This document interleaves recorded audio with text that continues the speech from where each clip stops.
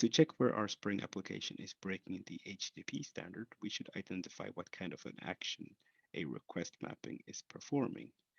So if we look at the first mapping here, this list all people, it gets all of the people in the database by using person repository.findAll and returns them. So the action is simply a retrieval, which means that the incoming request for the mapping should be a GET request, as they are for retrieval without modification. And no modification is happening here. It's only that we're getting all the people in the database that we can find and returning them, but it doesn't modify the database in any way, right? So the server state is not modified. So in that case, all incoming requests to this should be GET requests. And if we look at this one, so create person, it creates a person resource and returns the newly created person. So we have here that we create a person from the path variables, name and age, so that are in the URL. And then we use person repository.save on that new Java object. And remember that when you do person repository.save on that Java object, it converts it into an entity row in the database. So adds a new row to the database table. And that is obviously changing the state. So we can also see that it is retrieving and the newly created person, but that is only a secondary option. So we can see that it is returning the person that we just created, but that is optional and it's not the primary action. So it doesn't have any effect on the overall outcome. So we need to make sure that the requests are that are triggering these actions are GET requests for this one, for this mapping, and POST requests for this mapping.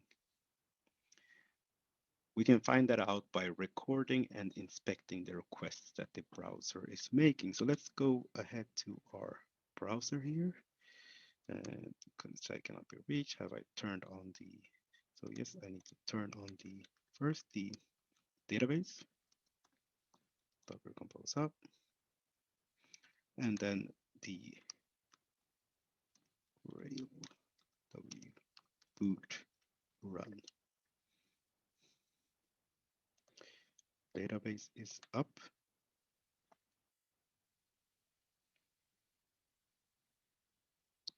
And Spring application is up. All right.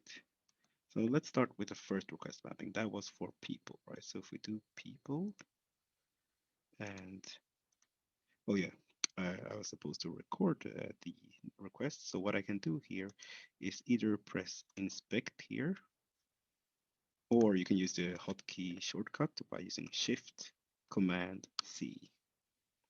There we go. And then you press the network tab and just make sure that it's recording. So it should be lighting up red here. And now you can, whoops, there we go. And now you can just write in people and then press enter. And there we go. We got an empty list.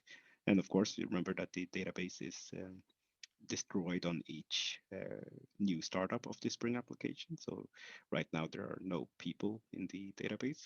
So it returns an empty list, which is exactly what we want. And now to check what kind of request that was being made, so which method it was, if it was a get, post, put, or delete, we can go over to this entry here. This is the entry for that request. You can see there's one request, and you can even see the URL of the request there. You click it, and then when you see on this general row here, so if you go to the headers tab and see this general row here, you can see the URL that the request was for, and then you can see the request method that was get. And you can also see the status code that was returned as 200. And this is okay, 200 is okay because we were just asking for all the people in the database. And if there are no people, well, then it's an empty list. So that is okay as well. Now, here's the thing. We can see that this is a request method get, and we wanted the get to be available for this request mapping. We wanted get for this request mapping to get request for this mapping to be okay, right? So it's all fine. Now let's try for the other one, for the people create and then a name and an age. So when we actually want to add some people here. So, all right, let's say create here, and then you already have it saved here. So John and then 75. Let's press enter here. Okay, and then we can see here that this is this request. You can confirm with the URL, and you can see here that, oh, this is also a get request method, but this is not what we wanted. We said that since this one is um, actually changing the state of the server and creating a new resource, it shouldn't be a get request. So a get request to this URL shouldn't be allowed, because every time you do a get request, it's not supposed to modify the state of the server according to the HTTP protocol. So while this works, we are breaking the rules. We're breaking the protocol rules, and it's not good because we should try to follow the standard. So how can we actually change this or make this work to our advantage as well? So one of the things that we can do is actually go here to this request mapping and actually change it from request mapping to post mapping. So when we change it to a post mapping, it basically says that we're only going to allow post requests to this endpoint. Any other type of requests will be denied. So if we try this again, so let's try this with something else, let's say with Alice 79, and we press, oh wait, we have to restart the Spring application. There we go, so that they can recompile. And there we go. And I press enter now. You can see that I'm receiving an error page. And you can actually see that this is one of the status codes that we mentioned earlier that says that the method is not allowed because it's using a get method to this uh, this URL, but you can see that it's actually a post mapping. So it's going to deny every request that is not a post request, right? So one of the things here is that also on this mapping, we can actually change this to get mapping because we shouldn't allow any other type of mappings to that because it's not modifying anything, it's just retrieving something, then it should be a get request. So perfect. And what we can do here is just restart it again, gradle boot run. And all right, so let's go to the browser again and try to make a post request to this URL instead of a get request. Well, there's a problem with that. As a matter of fact, all requests that are made through this URL, so whenever you write something, www.google.com or whatever, you know, it's always going to be a get request. So whatever you do, whenever you write something in the URL there, it's always going to be a get request. So we cannot really make a post request to this address bar here. That's not possible. So what we need to do then is then use curl. So if we use curl instead, we can go curl, and then we can do x, and then post. So the X flag is allowing you to choose which request method because curl, like the browser, is going to use get request as a default. So, but in curl, you can actually change it by using the X flag. And then we do localhost, the URL here, 8080.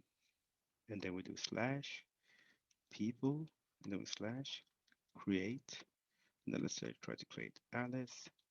And then let's say 65. And we press enter. And there we go. It seems like it worked. We didn't get an error message.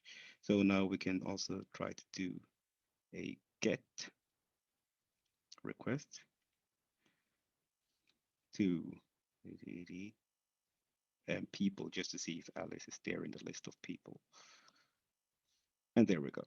It's there. And of course, you can also remove the X get altogether because it's going to use get as a default. And if we try to use let's say, post here on the people endpoint, which is a get mapping, which that should not work. And there we go. We get a 405 error. So the server actually responds, but it says that, hey, I'm not allowed to handle a post request on this mapping. It's only for get requests. So I'm sending you back a 405 error. All right. So now it works. I mean, we can get this post mapping, we can get this get mapping and post mapping as we want.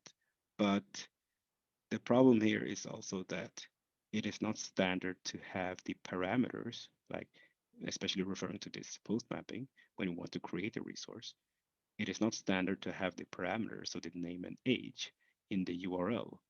A post request can actually contain data within itself, so data that is not visible in the URL address.